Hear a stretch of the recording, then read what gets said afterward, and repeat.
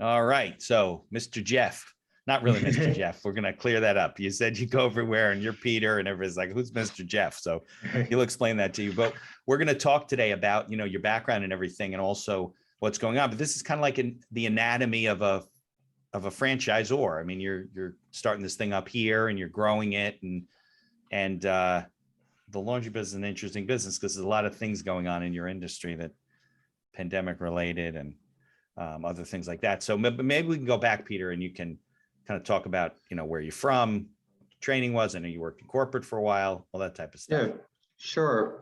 Thanks. Well, happy to be here. Thanks for having me on.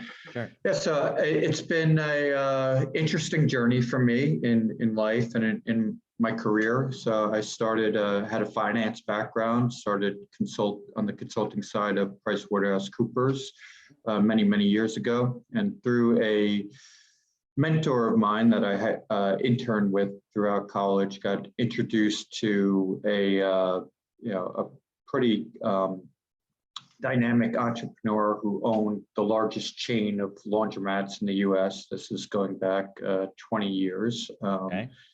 Had a meeting with the founder of that company, and I knew nothing about the laundry business. Didn't really understand what I was going to do. I had this connotation and stigma in my head of what I thought the laundry business was. And then what were you introduced to him for? So he was looking to do a massive national consolidation retail roll-up in the industry at that time. So going back to the mid-90s where this was done in many other retail industries, whether it be Home Depot in the hardware industry or Blockbuster. And, you had this laundry industry that was hugely fragmented, independent owner operators, and it was ripe for consolidation. So that was the play at the time, and he was looking for some young talent to come in and help him execute that plan. Yeah, makes sense. Still a fragmented industry, right? Still persistent. I call it the last of the Mohicans in terms of fragmentation, in retail, which has kept it behind the times in many ways. And I think it's led to this renaissance that we're seeing today, where it's one of the last uncharted, corporatized industries, and leads. There's a lot of detriments, but which also creates a lot of opportunity, where now you're seeing huge attention to it, capital infusions. There's a lot of things about the industry that, where many years ago it had a stigma, that today are very appealing. The real estate, it's very low default, stable cash flows, recession proof, Amazon proof.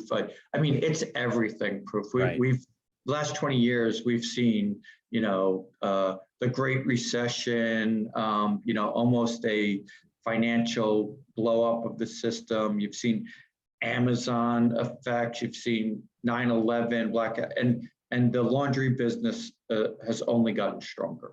Right. Well, people still wear clothes, especially if they rent places, right? They're renters. They don't necessarily have a wash and dryer in their apartment. They're going to go and do laundry. It doesn't matter what's going on. Even if they're in the pandemic, you might not be going to your dry cleaner, but you're wearing clothes. It's an essential daily need. And, it's not going away. Like you said, during the pandemic, dry cleaners got hurt, but laundry just continued to pile up. It became, more and more. No pun intended. It became more of a necessity. And what you've seen in recent years is a huge shift and trend towards the service end of the business, the wash and fold. Right. So where dry cleaners got hurt, even before the pandemic, clothing was getting more and more casual. So you had less dry cleaning, but more regular clothes. Even business shirts don't get dry cleaned, right? They get washed and pressed. So if you're not going to your dry cleaner with dry cleaning, why are you going to pay? It's more money you're paying really to get the shirts washed in laundry. Yeah. So you've seen this trend, developing over the years, and there's been a lot of attention paid towards it, and that's where a lot of tech and innovation and attention is going to the space. I think also the younger generation has really they get a bad rap for a lot of things. We condemn them for their work ethic and the different way they do things. But the one thing that I think that they've taught, at least me, and I think we should all take heed of, is they've really figured out what the most valuable commodity on earth is, and that's your time. Right. And that's something that I look to that they've really shown me, and time with family, time doing activities that you like, time even from this new gig economy. They would rather be earning money rather than doing a chore like doing laundry. So with this, less and less of it started with the younger generation, but I think it applies to like dual income families, busy with kids. Right. Everybody is time poor these days. Yeah. And which has created this huge growth in the sector of my industry, which used to not get a lot of attention, but that's the service sector and the wash and fold. Right. So more and more people don't want to do their own laundry. They want a good, reliable service to either drop it off at a store or somebody even come to their home, pick it up. Right. Well, I told you, and I want to get back to what happened with this company and so forth, but I told you I have 2 kids in college and they have these services now. So nobody wants to send your kid on a Friday night to sit in a laundromat to do his laundry. That was like an activity when I was in college, That's how you'd meet people, but you're always worried somebody's stealing your clothes and this and that. So parents don't want the stress. So now they have these services where they have a bag, a van comes, picks it up. There's an app, you can follow where the van is. The parents pay an automatic fee for a certain amount of poundage. And, you have a peace of mind of knowing that it's done. And then you don't have to worry about your kid getting mugged at the laundromat downtown, wherever it's located. And, it works. And it's a big moneymaker for these services. Yeah, I go even beyond that. It's going to start with the college kids and young working professionals. But I always use the analogy when I grew up in the suburbs of New York in the 80s. It wasn't uncommon to see, everyone out doing their own landscaping, mowing their own lawns. It was like a tradition. And then you saw a lot of landscaping companies pop up, and they had a routine service, weekly landscaping service. And now it's basically obsolete. It's very rare that you'll see somebody doing their own landscaping. Right. I think the same is going to be true for laundry. I think within the next decade, you'll see very few people doing their own laundry in their homes. They might have they'll have machines still, I think, and they'll do small loads or towels, stuff that is very easy to not. But I think the bulk of the laundry will be outsourced, and I think that's hard for people to imagine because we get so caught up in the status quo of what is that we can't imagine things differently. But once they change, I mean, look at these things. Yeah, I mean, the whole world's changed. A decade ago, it's a new paradigm. Yeah, the world has changed. So I see that coming on the horizon, and want to participate in that growth and innovation and so forth. Okay, so let's go back the 20 years back. So did you join this guy? Yeah. Okay. So I came on board full time with the organization, and because obviously technology in those days was different, right? Sure. We still had stores that operated with coins in the machines. Right. We were one of the early adopters back then of the card system, which was revolutionary, which is now archaic. So, now everything's going much more towards mobile and app pay. Still not in this industry yet, but it's coming. So, we were still coin operated. And because the industry was so fragmented, even stuff that existed, in just rudimentary form, like POS systems Right. and business management systems that were digitized at that time, didn't exist in the industry. So we actually, we were one of the few large scale multi-unit operators. So there was nothing built for us. And it's not efficient to build technology. We weren't big enough, while we were big for this industry, we were minuscule compared to other mass retail. So it wasn't really efficient to build our own technology systems. Right. So we built these ad hoc, like manual systems to run multi-unit the best that we could, but it was really bootstrapped together. Sure. Well, even now that's become inexpensive. I remember it was $500,000 to do an app for your company. Right. And I remember I had I was running like an entrepreneurs academy for high school and middle school kids. And there was a kid who was doing, I forget what the business was, but it involved an app that was going to run the business. So there was a guy on this panel because they would have kind of like a Shark Tank presentation to business owners. So the kid gets up, knew all of his numbers and everything like that. And one of the criticisms of one of the panelists was like, how are you going to do that app? It's going to cost you like $150,000 and the kid's response was, no, it won't. It's only $500. And you get, and the guy was totally out of tune. I guess the last time he did it for his company cost him hundreds of thousands of dollars. Yeah. So, and he just absolutely didn't accept that. He was like, he doesn't know what he's talking about. So, and just like building a website, right? It's all changed. The technology, there are now tools to do it. So it becomes, I guess, more of a, it fits the business plan, right? It's now something that's doable and cost effective. Yeah, and I think that that's where all the excitement, and that's why you're seeing a lot of capital and you're seeing a lot of startups come into the business. I didn't mention this in the intro, but a few years ago, the founder of Laundry Capital, Clean Right, where I started 20 years ago, he and I got together and we actually started a venture capital fund to support, guide, mentor, provide capital for a lot of these young tech savvy entrepreneurs wanting to get into this business because they saw all the white space here. And we felt that we could be a good value add partner, not just with capital, but with experience. And kind of like a private equity incubator type of thing. Correct. Take ownership, join ownership with them.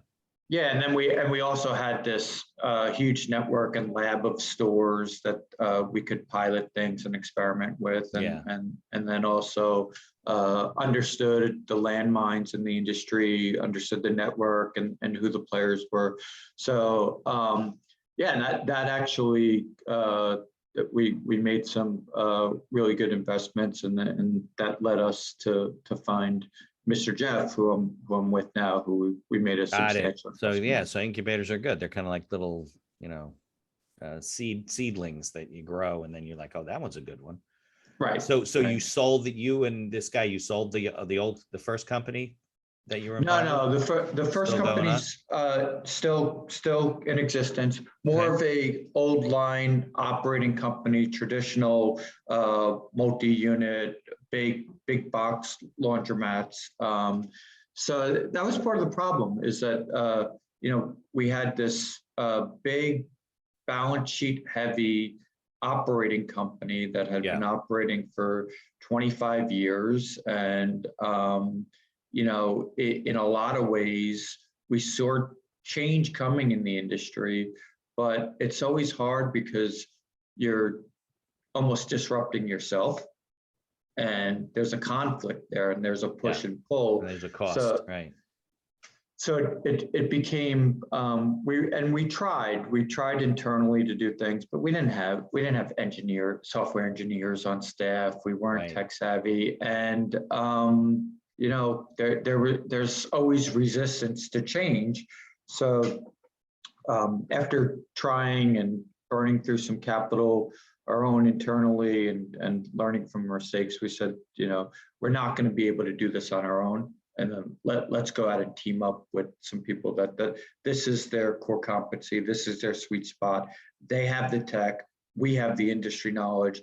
Let's do it in a separate entity, no conflicts, and get off to the races. I'm always interested about the logistics of a brick and mortar business like that. Was it regional? I mean, did you have national? Did you guys own businesses all over the country? And then how do you collect all the money? It wasn't all electronic in those days. So it started regional, started in New York. Okay. Expanded through the boroughs of New York. There was another big chain started by the Blockbuster Group called Laundromax that went under, and Spin Cycle as well. They wound up going under. We wound up opportunistically acquiring stores there. So we acquired their New England market. We acquired some stores in Philly. But that was like a bankruptcy acquisition almost, right? I mean, you're talking they were in trouble. And then we acquired stores in Atlanta. So we started branching out. It's more of a Northeast company. At one time, we had stores in California. Technology didn't really make it efficient back then to run operations in remote markets unless you had a density of stores. Right. So we kind of figured out you needed 5 stores, but in a one particular area. In one particular area to and then have growth from there. But it's challenging because finding proper real estate, building these stores and ramping it took time. Yeah. So, from finding a good location, signing a lease. And money, right? You got to buy all the machines, put everything in before you make a dime. Huge capital investment. Yeah. It's a slow sludge. So, you're either coming into market through acquisition, which is tough because if people have good stores, cash flowing, they typically weren't motivated to sell them. Right. And then building the stores, new stores took time and a lot of capital, and you had to have resources there day one. Right. So it was tough to figure out. We do, I do think that with the advent of technology and video solutions and auditing tools and AI management systems, there is, I think it's more amenable to just popping a store in a remote market. And well, a lot of it was cash in those days, right? So the only way to really track was to kind of look at your water bill and say, okay, well, we know how many loads are being done and this is what it should be, right? I mean, yeah, you can. Yeah, there are good ways to know what your cash should be. Even when we went to all card systems, you still had to rely on somebody physically making cash drops. And listen, it was a lot of cash. And when people get their eyes on a lot of cash, there's temptation. That's stealing, sure. There's human nature. So it's challenging. I think that certainly going to a cashless operation and all app pay and digital transfers is going to make that growth easier.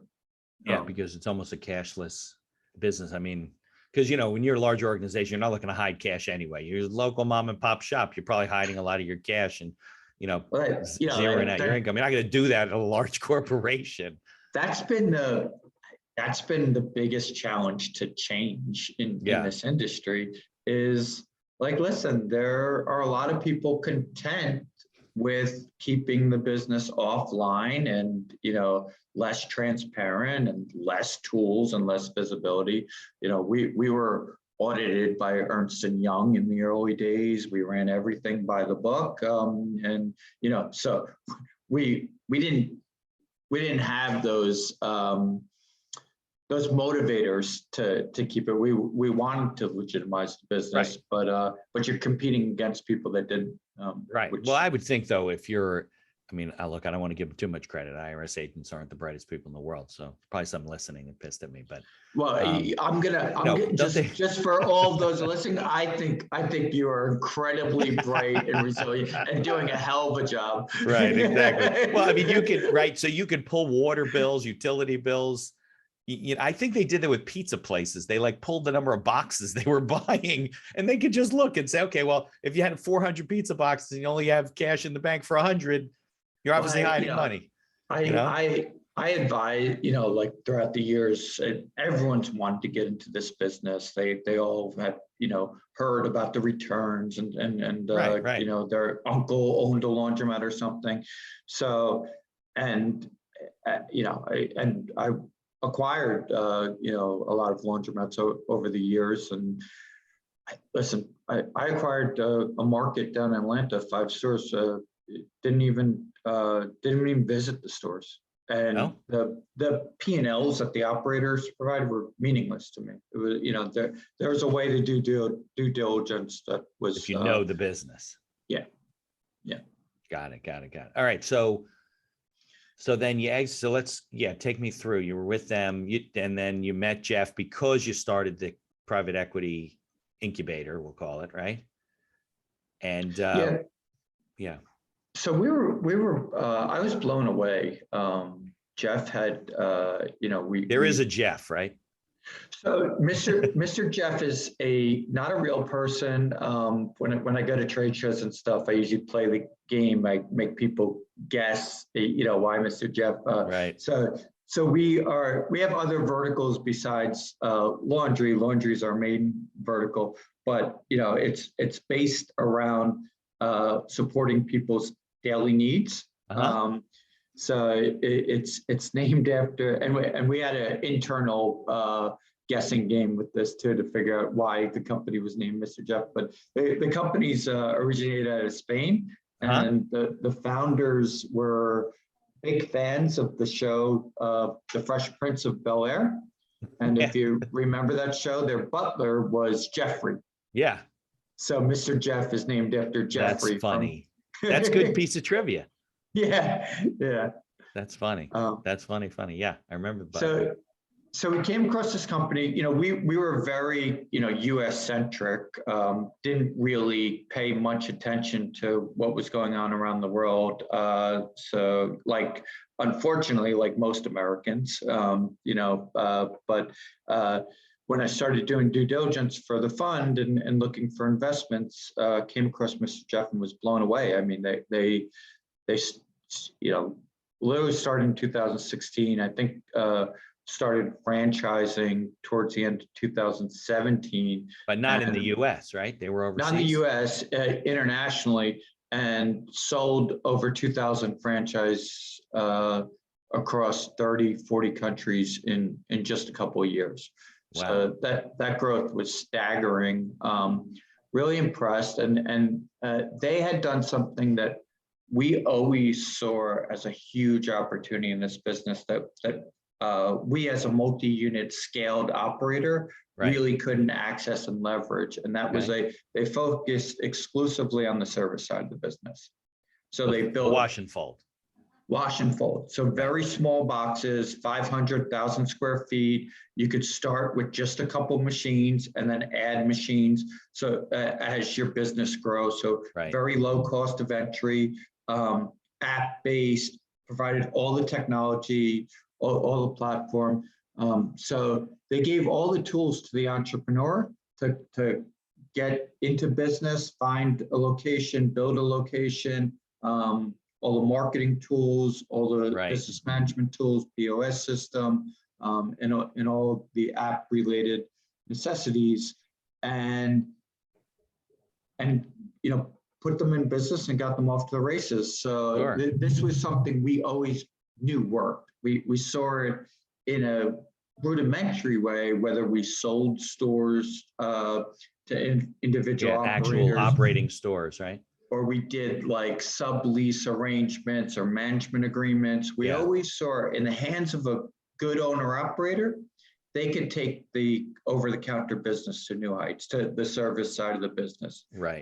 We couldn't. A lot of limitations to running that through. You wanted a local guy, skin in the games, and that he's self-motivated. You gotta be on top of the business. You gotta have the relationship with the customers. You gotta control the business in the right way, and there's a huge trust factor in laundry. So, yeah, well, sure, you want to trust your local guy. Look, I think that, and this is a good, exercise or an analysis, right? If you think about the industry, right, there's not a lot of barriers to the business, right? If you and I wanted to open a laundromat, wash and fold, we could go rent a space, buy a bunch of machines, hire some people, and start marketing and doing stuff. But they built value through all the things that it would take us a lot of work and a lot of difficulty to put in place, the technology, the way they're doing it, probably website marketing, all that type of stuff. So they kind of created value, because a lot of times you look at these franchises and you're like, listen, if I'm buying a franchise, I want to know that a guy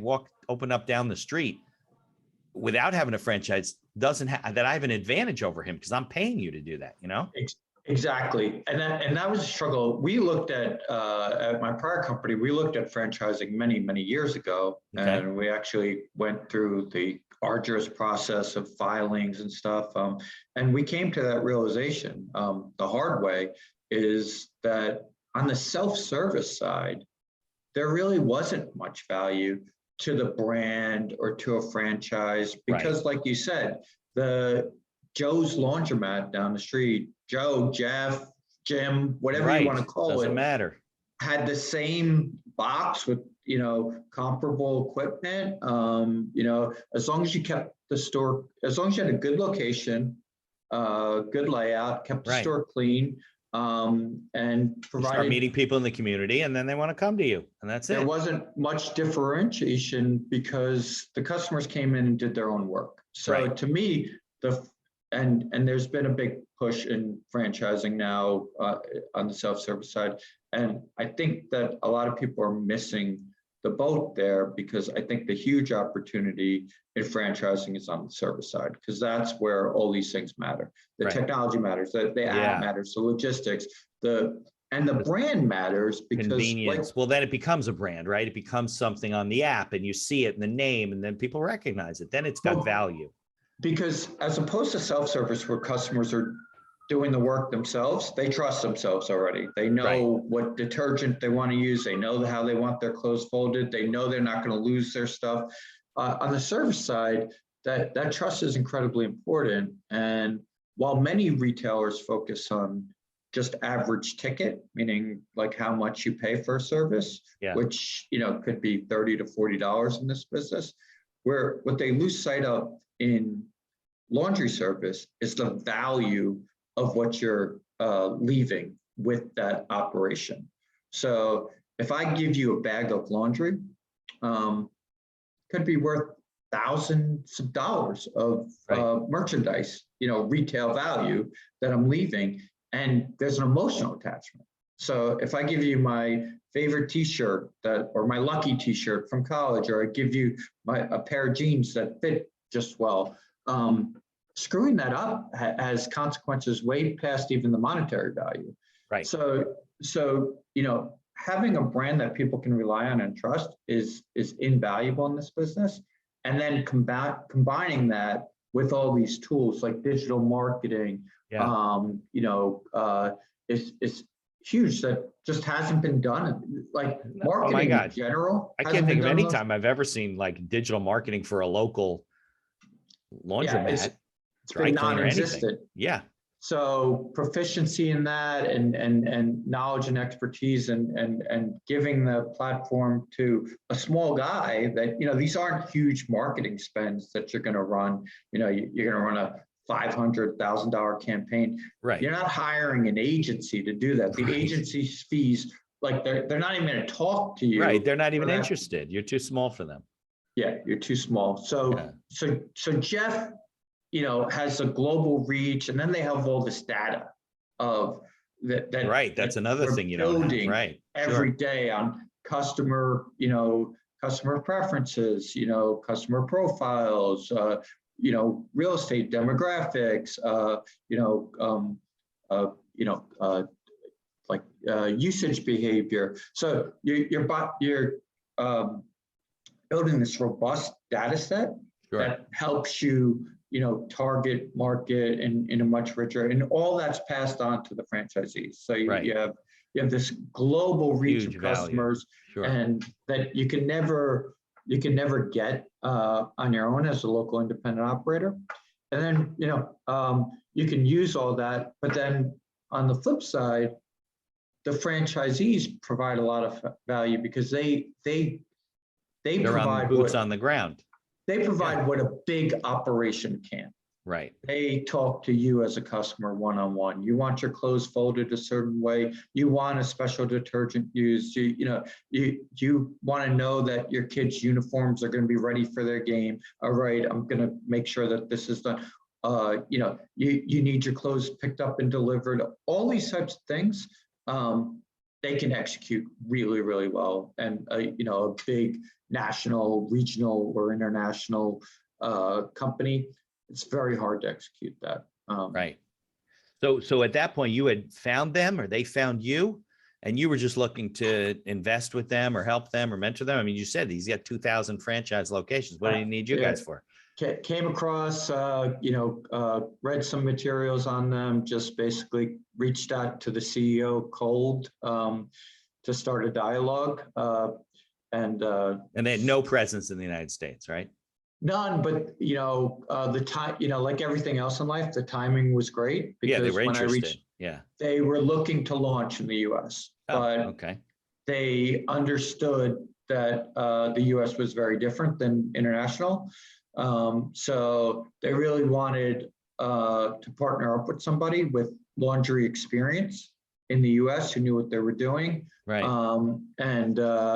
So they viewed us as a really good value add investor. So we first came on as an investor, invested through the fund. I also invested personally. But to build a U.S. operation, or to invest in the whole company? We invested in the parent company. Okay. But part of the agreement was to also help them launch in the U.S. So we began working on that, and as we started preparing and doing our due diligence and doing some initial market outreach, the excitement and momentum just started to grow. We believe the growth in the U.S. is going to be monumental and explosive. So we decided that they needed somebody full-time to lead the effort here in the U.S. So I came on.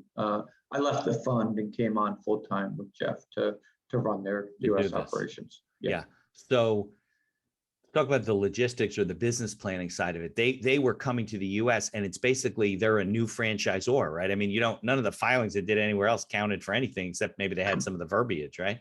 Completely new. We can't use any of the performance overseas. Right. FDD does not allow you to use their performance data, right? Nothing. Can't talk about it. So it's challenging to launch a new franchise in the US, and that's exactly what we are, as opposed to internationally, you could talk about all your success. They have looser rules. Yeah, you could, it's really strict here in the US. So to a large extent, we're brand new. If I'm talking to you as a new franchisee, I'd love to talk to you. You can say we have no locations. We're just getting started. We have experience, but we have nothing else. Isn't that section 19 of the FDD, right? People leave it blank. Like they don't want to say anything. Our item 19 is blank and because it gets you in trouble is what happens Yeah. And like, listen, unfortunately, there's been a lot of abuse that's the problem. Exactly. Right. By franchisors. Right. And it's making put in promises there and stuff for good reason. So, but I tell people when I'm talking to them, like, listen, the laundry business standalone. Yeah. It's not a new industry. So I say, listen, I can't give you a projection. I can't give you performance history, but go look at a, local, small laundromat wash and fold operator for sale. Go talk to them or go, you'll see that the business, even without the branding power and technology and pickup and delivery and all the, steroids that Mr. Jeff adds, even the business standalone is really strong. Right. And it's growing. So then you decide, like, okay, if I have somebody like Jeff supporting me, Right. from a corporate scale and helping me with everything I don't know, and the efficiency of the marketing and the technology. Am I going to be better off? Right. And so I say that don't just because we don't have years of history yet to look at. Right. Go do your own due diligence. You'll be very satisfied with the four corners of the box and its productivity and what the business model is.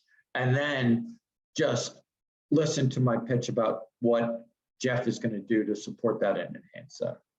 Yeah. Well, that's the smart way to go around about it, not make promises on the sly and say, oh, well, these guys do this, but don't tell anybody I told you, because it always gets them in trouble. Yeah. And, people ask, like, it's not rocket science running it, but it's, you have to be a good operator. So Right. the quality of the operator will make a huge difference in the box. Yeah. So if you are willing to do the work that's necessary and provide the leadership and build the right team and instill the right values in your culture of a service culture, and stay on top of it. You can't just build it, and you have to live. You have to believe in it and live in it, and right. Or you'll lose. Yeah, you'll lose the people. And if you do that, I think you'll be very happy in this business.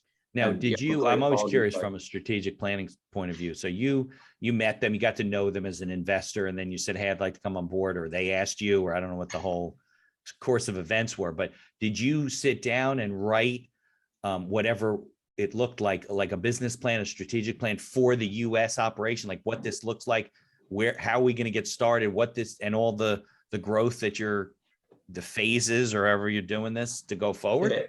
Yeah, we had a pretty extensive business plan and Gantt chart and resources and timing of flow and strategy. So that was all done last summer. Yeah. And then we're in the early stages of implementation of that plan. I think a lot of small business owners miss the value of, look, I'm not saying it should paralyze you. You never head towards town and get started, right? But I think they miss you can't implement something you haven't kind of thought out before. And a lot of them just start implementing things, and then you lose where you are and what you're trying to, especially this kind of an operation.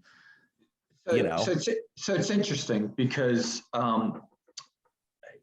I think there is a balance between, I think on one end of the spectrum, there's people that just plan and plan and plan, and then they get paralysis of analysis because they see all the roadblocks ahead or potential roadblocks, and they say, this doesn't work, so we have to revise the plan, and they never get out of the gate. Right. And I've never seen a plan for a business, like as it starts, completely never changes. Right. It never changes. Never. So that's not the point of the planning. And I think not the point. The point is you have a plan, and that's the direction you're going. And then at each point in the plan, you're either succeeding, on a particular light item, you're behind schedule. So then you have to have a conversation. Why are we behind? Or why isn't this working? And is it we need more resources? Is it that the plan was off mark there? So each item you have a dialogue about, and then each aspect of the plan, some of it, you make individual changes. Most times there comes a point where you're 3 months in or 6 months in, and you're just really kind of stuck in the mud somewhere. And then you do this massive pivot. Right. Well, you only realize that from having the plan to begin with. Right, because you know where you are and you're like, this isn't working, you got to change. It's a working document, and you got to always rework your plans. Look, nothing ever, I hate saying things like absolutely as a lawyer, but no business plan ever starts one place and ends up where you think you're going to go. It's not a straight line. It's just a question, like you say, of learning and making some mistakes or trying this out, but you're right. If you don't know where you were, it's very hard, almost impossible to you can't pivot if you have no idea where you are, what you're doing. It's like keeping score. Yeah. I played a lot of sports growing up. Like, imagine playing a football or a basketball game and, No game plan. you had no game plan, and then they don't tell you what the score is. Right. So now it's the fourth quarter and the clock's running down. You don't know, like, what do you want to do? Do you want to hold the ball? Do you want to run the ball to run out the clock? Or do you need to aggressively pass? You don't know because you didn't have a game plan to begin with. You're not measuring it on how you're doing, so you can't adjust. Yeah, you're just blindly doing things, which a lot of people do. Thus the accidental entrepreneur. People they make decisions in a box with their eyes closed. It sounds weird, like looking back at it and your skills and what I've experienced and all the people I've interviewed, it doesn't make any sense to do that, but people do. They get, I don't know, they just think that it can work out and they do it. Look, that's why franchising is attractive to a lot of people. It's a business in a box, basically. You have somebody to walk you through, to help you, to call, to, follow the instructions, right? To put the furniture together. And that's what we do. We're with the entrepreneur every step of the way. Like, they're not there they're not supposed to have this experience. Like that's okay, but they have to be open and willing to help. We help them guide through the experience. And I think another important aspect of the planning is, you mentioned this earlier with Shark Tank, which more people are familiar with, but at every stage in a company's life cycle, you need capital. Right. And when if you're starting with friends and family, maybe they're okay with not having a plan because they love you. Right. But as the business grows, nobody's giving you money without a business plan. Without a plan, pitch deck and the whole thing, right? And the more you understand your business, understand where you made mistakes, how you adapted, and can show that, the more credibility you're going to have to capital markets or potential investors in belief that you're going to be a good steward of their capital. Right. And if you watch Shark Tank, they drill these men and women on, or even sometimes teenagers on their business. And if they don't know their numbers and they don't know what they did and they don't understand where they're going, how they get, then the concept that they have is somewhat irrelevant. Right. Because I understand they spend 3 or 4 hours with people. We only see short clips and stuff, but they spend a lot of time with them. Look, you and I both know the investor who's listening to your pitch deck, reading your business plan, he knows that whatever this is there's going to be bumps along the way. There's going to be roadblocks. There's going to be things that don't work. So they are investing in you and the fact that you seem like you understand what you're doing and you've taken the time to lay it out and all that kind of stuff. So it plays big in turn when it comes to raising capital. I wish I was compensated just on ideas. That would be nice, right? I'd be a billionaire. Right. Like I've had ideas. I always say, I remember talking about the concept of Uber as I was waiting in New York City on New Year's Eve for a cab in the freezing cold. I'm like, they have apps, they're geolocated. Why can't I just, somebody wants a fare, why can't, And you're probably not the only one. Right. No, but somebody went out and executed it. Yeah. When I was at Cornell University, I graduated 89. So 85 to 89, we started this small company. We were freshmen it was called CRIS, the Computerized Ride Information System. Mm-hmm. And we realized that people were going home, they were traveling places, and there was no way they wanted to bum a ride from somebody, supposed to take in a bus, and they would connect on the bulletin boards and stuff. So we got shut down because the university said, you can't run a business out of your dorm. And, we were young, we didn't know anything. Ironically enough, Lyft was started by 2 guys from Cornell. But there was no tech. This was in the late 80s. There was no technology whatsoever.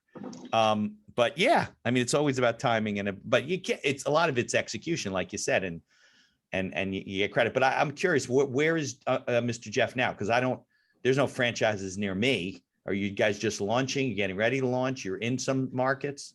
Our first franchisee is set to open next week in Oh, Coral Gables. So okay. And this will be coming out in a couple months. So today is what, March 11th. So next week sometime. next week, we're having a big grand opening. I'm going down there, very excited. Yeah. I think it's going to be a dynamite location, and that's going to be a big boost because I think, like, listen, he's a brave entrepreneur to be the first, right? Yeah. So I think a lot of people have been waiting. They want to see one, they want to touch it, they feel it. So I think it's going to be really great, and that's going to launch a lot of pipeline of You have a activity. pipeline of applications. Yeah, we have a lot. We have a lot of franchisees in the pipeline. So some sold where they're looking for spaces, but Right. others that are about to sell, but they're coming down to the grand opening. What made you choose this guy in Coral Gables? So he has a lot of experience in the hospitality industry, in restaurant services. So I happen to really like restaurant management experience for this business. I think it transfers really well. They're used to managing both the front of the house, hospitality, customer service, interface, on one level, and then back of the house, really tight operations and quality control. That's a good observation, right? Especially,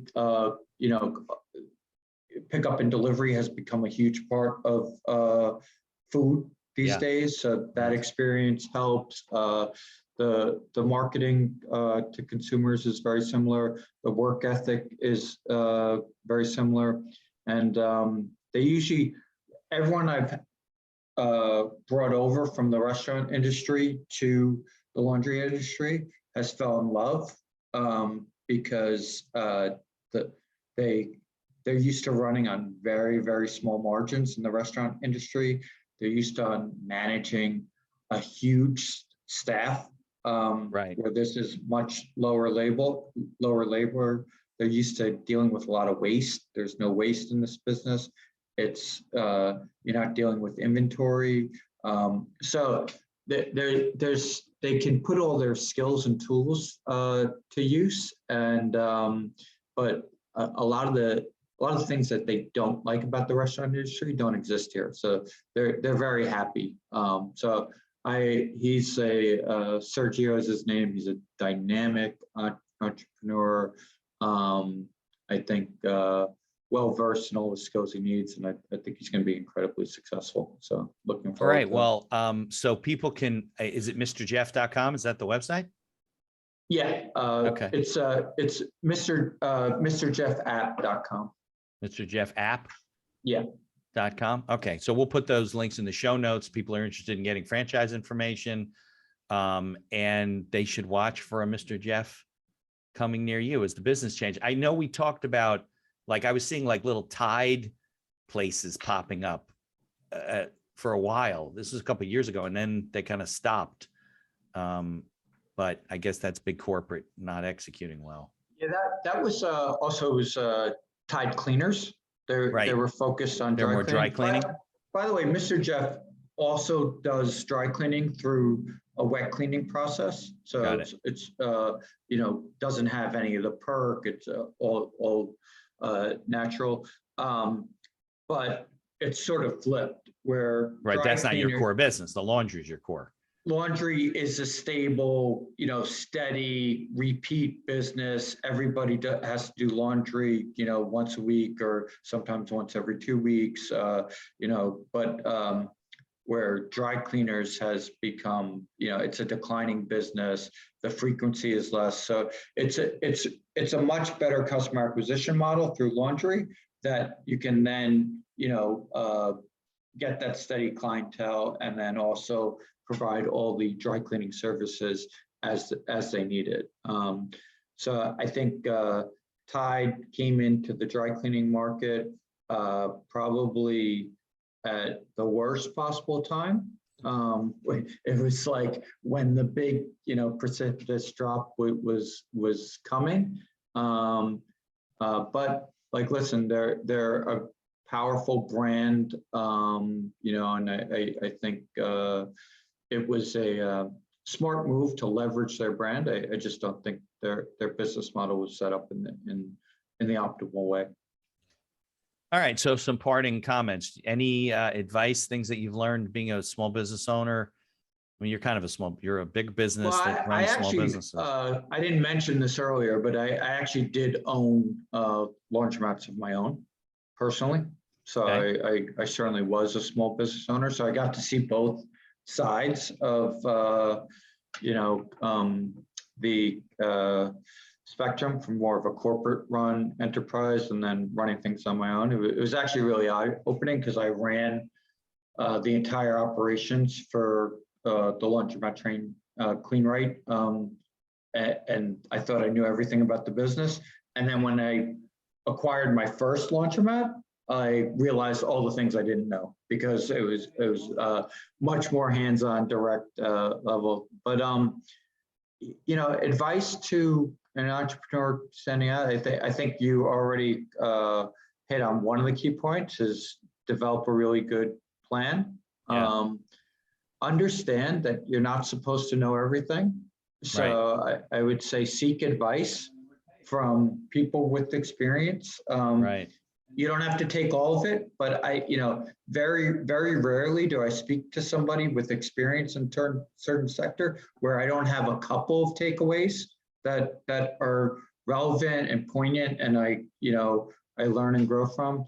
Right.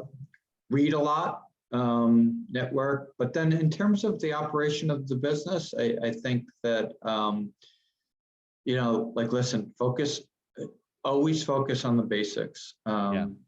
Take care of your customer, care about your customer. I think way too many people, especially in my business, don't really appreciate their customer. Right. Take it for granted. That's who puts food on the table. Listen to them, and also your staff, especially nowadays. You know, and I think there's been a lot of focus about pay, but I think that your staff are people. Yeah.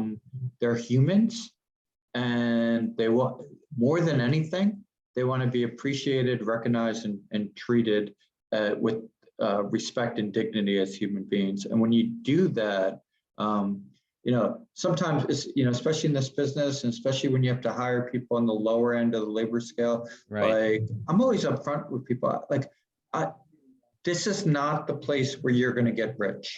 Right. You know, there's a cap to what the business is going to be able to pay you, but but treating people with respect, dignity, and as you know, and valuing them as human beings goes a long way, and they'll give you a lot in return when you do that. But it has to be genuine. Well, I appreciate it. I guess we'll leave it there. Watch for Mr. Jeff. And Peter, thanks so much for joining me today. Great. It's been a pleasure. Thanks, Mitch.